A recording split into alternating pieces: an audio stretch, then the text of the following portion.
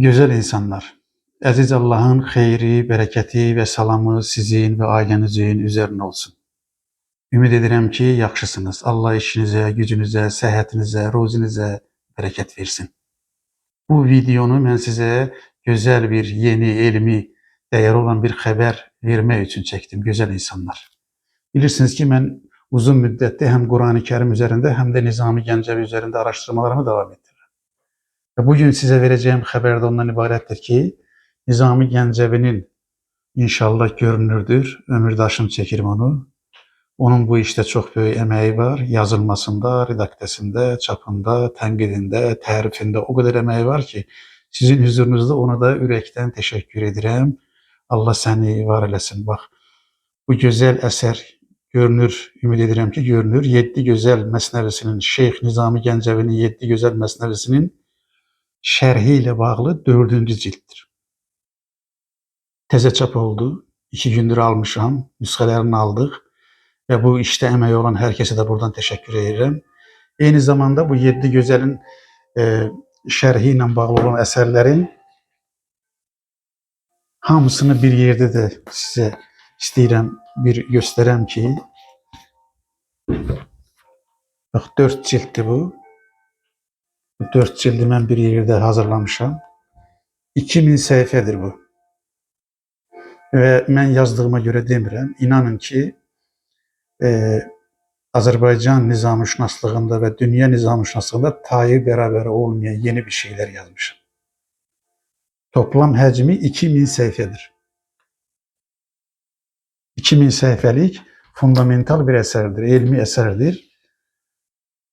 Burada da mənim özəlliyimin biri budur ki, gözəl insanlar, bunu mən öncə farsçasını vermişəm. Yəni, bu əsəri şərh edərkən klassik şərhçilik ənənəsinə uyğun olaraq Nizami Gəncəvinin beytini öncə farsçasını vermişəm. Sonra onu özüm tərcümə eləmişəm və hər sözün, diqqət edin burasına, haqqını verərək şərh eləmişəm. Bir-bir, yəni, haqqını verərək şərh eləmişəm. Nizami kimi böyük bir xəzinəni ortaya çıxartmağa çalışmışam. Gözəl insanlar, ona görə bu müjdəli, gözəl xəbəri sizə vermək istədim. Təəssüf ki, bunu mən ancaq 100 nüsxə çap eləyə bildim, gözəl insanlar. Nəyə görə 100 nüsxə çap eləyə bildim? Çünki bilirsiniz ki, bizim dövlətimizin və akademiyamızın sərvəti çox daha önəmli məsələlərə həsr olunduğuna görə, sərf olunduğuna görə, belə fundamental əsərlərə pul olmadığına görə bunu mən öz hesabıma çap eləmişəm və cəmi 100 nüsxə çap edə bilirəm. Onu da kitabxanalara verirəm. Bir də təbii ki, oxumaq istəyənlərə onu da pulsuz hədiyyə edirəm. Yəni, kitablarımda indiyənə qədər kiməsi satmadım. Zaten satmağa da bir şey yox. 100 nüsxə kitabdır. Kitabxanalara verəndən sonra yerdə bir şey də qalmır. Gözəl insanlar. Bunu mən niyə yazıram bunları? Mən yazmaqda məqsədim sadəcə Nizami ilə bağlı deyildir. Nədən mən klassik irsin bilinməsini istəyirəm? Mən hər zaman bir şey söyləyirəm. Deyirəm ki, Azərbaycan xalqının 3 bağı qopub. Yəni, sağlam deyil. Əgər Azərbaycan xalqı yenidən dirçəlmək istəyirsə, oyanmaq istəyirsə, irəli getmək istəyirsə, inkişaf etmək istəyirsə, bu 3 bağını bərpa etmək zorundadır. İnanın ki, bu belədir. Bunun biri, Azərbaycan xalqının Allahla bağı sağlam olmalıdır. Allahla bağın sağlam olması tövhid inancına bağlıdır. Yəni, tövhid inancını biz Azərbaycana gətirməsək, o əsas üzərində dini anlayışımızı qurmasaq, bu xəstə din anlayışı bizi öldürəcək, geri salacaq bizi. Buna əmin olun ki, belədir. Yəni, ilk işimiz Allahla sağlam bir bağ qurmaqdır. İkinci, Azərbaycan xalqının klassik irsi ilə, öz mədəni irsi ilə bağı qopub. Yəni, biz klassik irsimizi, o sırada Nizami Gəncəvini biz doğru anlamırıq. Nizaminin qoyduğu dəyər üzərində anlamırıq. Ona görə də Nizami vermək istədiyi mesaj Azərbaycan xalqının bugünkü fikri, zehni, inkişafında yardımcı ola bilmir. Çünki biz onu, o enerjini tuta bilmirik, ora bağlana bilmirik. Məqsədim budur ki, bu enerjini doğru şəkildə bağlaya bilək ki, Azərbaycan xalqı öz mədəniyyəti ilə bağını qursun, Allahla bağını qursun, mədəniyyəti ilə sağlam bağ qursun. 3. Azərbaycan xalqının bir dənə də enerji qaynağı var. Azərbaycan dünya ilə sağlam bağ qurmalıdır. Əgər Allahla bağımız sağlam olsa, klassik irslə bağımız sağlam olsa, böyük mədəniyyətimizin gücünü görüb onu bugünə gətirə bilsək, eyni zamanda dünya ilə siyasi, iqtisadi, mədəni, ədəbi əlaqələrimizi sağlamlaşdırsaq, Azərbaycanın inkişafının yolu açılacaq. Nə qədər ki, bu 3 bağ bərpa olunmayıb, Azərbaycanın böyük milli inkişafı imkansızdır, deyirəm, gözəl insanlar. Həm də bir məqsədim də bundan ibarətdir ki, gözəl insanlar. Azərbaycan xalqına ümid verin. Mən buna inanıram ki, ümid və güvən olmazsa inkişaf olmaz. Bir insanın ümidi olmasa çalışmaz, güvən olmaz, özünə inanmaz, inkişaf etməz.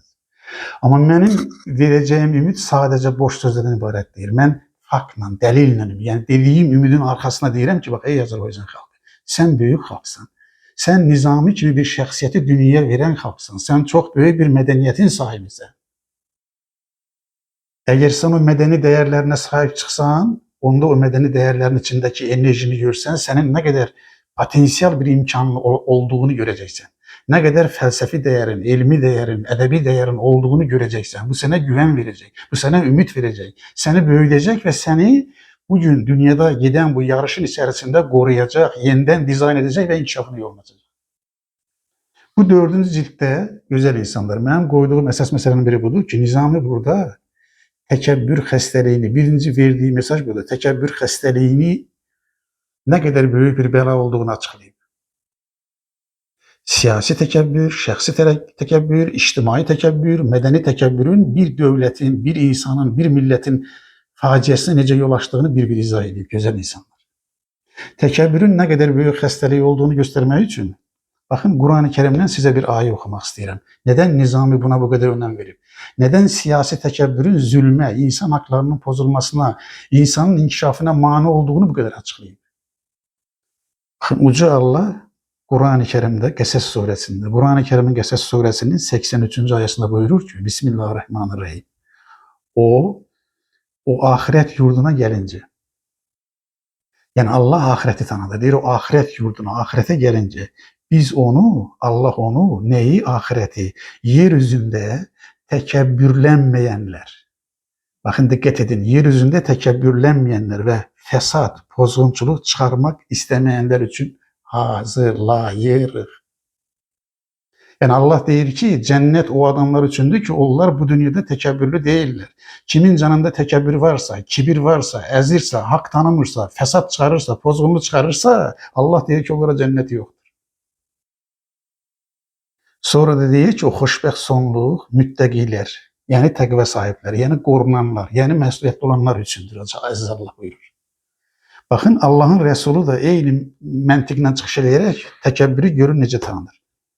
Bunu da mən sizə hədislərin yerini göstərmirəm, sadəcə Riyaz-ı Salihdən götürürəm bunu, sadəcə başlıqlarını oxuyuram, ona görə biləsiniz ki, qaynağı budur. Allah Rəsulu buyurur ki, təkəbbür haqqı inkar etməkdir. Nizami də eyni şeyi deyir, təkəbbür haqqı inkar etməkdir. Yəni, haqq, təkəbbürlü adam deyir ki, hər şey mənə görədir. Bir şey mənim mənafeyimə, anlayışıma, xeyrimə deyilsin, onu qəbul edirəm. Haqqı qəbul etməz təkəbbürlü adam.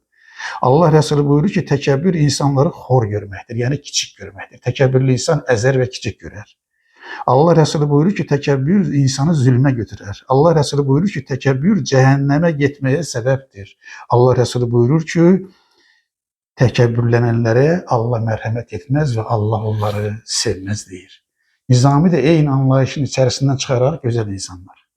İnsana bu ölçüləri verir. Deyir ki, təkəbbür siyasi bir xəstəlikdir. Əgər bir ölkədə, bir dünyada təkəbbür adlı xəstəlik varsa, o zülmə yol açacaq.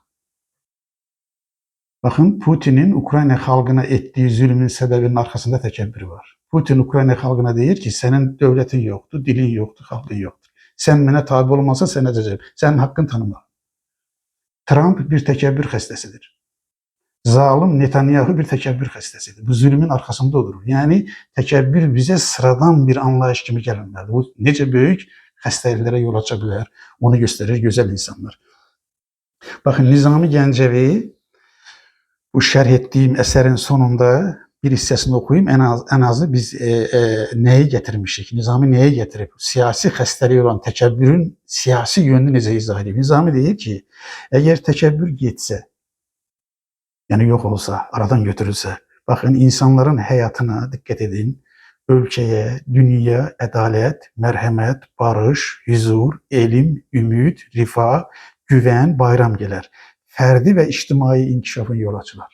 Yəni, Nizami deyir ki, əgər mərhəmət yox, əgər təkəbbür varsa, o ölkədə barış olmayacaq, mərhəmət olmayacaq, adalet olmayacak, insan hakları olmayacak, ferdi ve inkişafın yolu, ferdi ve milli inkişafın yolu açılmayacak diye Nizami.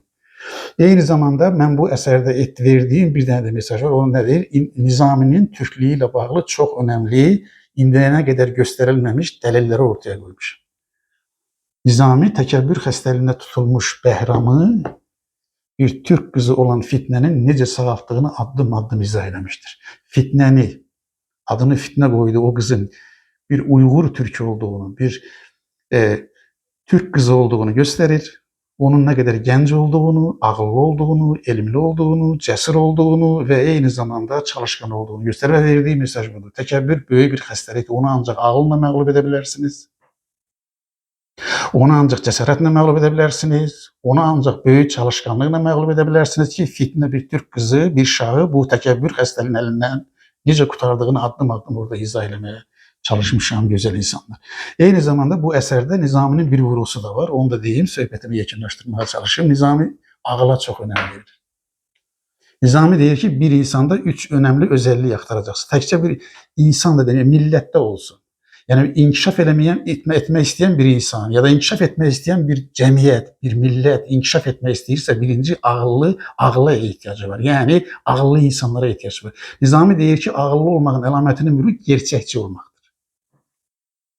Hadisələri olduğu kimi görmək, qəbul etməkdir. Gerçəkçilik ağıllı olmağın əlamətlərindən biridir deyir. İkinci deyir ki, fərdi və milli inkişafın ikinci əsası cəsarətdir.